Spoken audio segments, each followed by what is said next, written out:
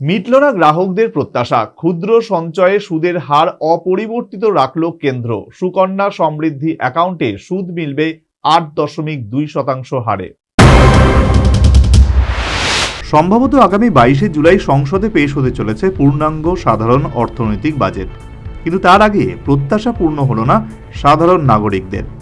2024-25 অর্থবর্ষে দ্বিতীয় ত্রৈমাসিকে ক্ষুদ্র সঞ্চয়ের ওপর সুদের হার অপরিবর্তিত থাকায় হতাশ সাধারণ নাগরিকরা। ফলে আগামী 1 জুলাই থেকে 30 সেপ্টেম্বরে যে কোনো রকম ক্ষুদ্র সঞ্চয়ের ক্ষেত্রেই কোনো বদল হচ্ছে না সুদের হারে। 2024-25 অর্থবর্ষের দ্বিতীয় ত্রৈমাসিকে সুদের হার অপরিবর্তিত থাকছে। ফলে সুদের হারে কোনো বদল হচ্ছে না কেন্দ্রের senior citizen savings scheme, recurring deposit, monthly income account scheme, national saving certificate, public provident fund scheme, Sukanya Samriddhi account, এইসবের মতন আরও বিভিন্ন প্রকল্পে।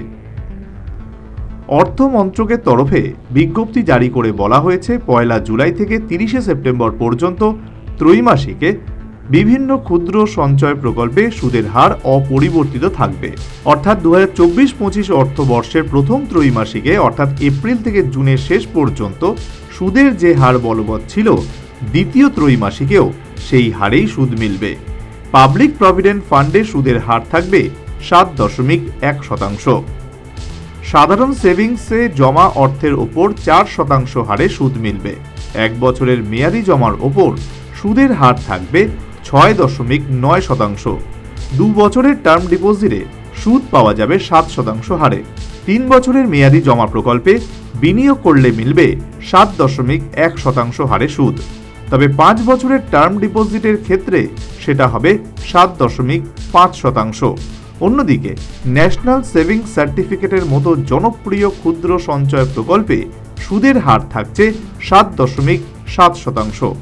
আরও একটি জনপ্রিয় স্কিম কিষাণ বিকাশ পত্রের সুদের হার থাকছে 7.5%। আর সুকন্যা সমৃদ্ধি অ্যাকাউন্ট প্রকল্পে সুদ মিলবে 8.2% হারে। 5 বছরের রেফারিং ডিপোজিটের লগ্নি করলে 6.7% হারে সুদ পাবেন গ্রাহকরা।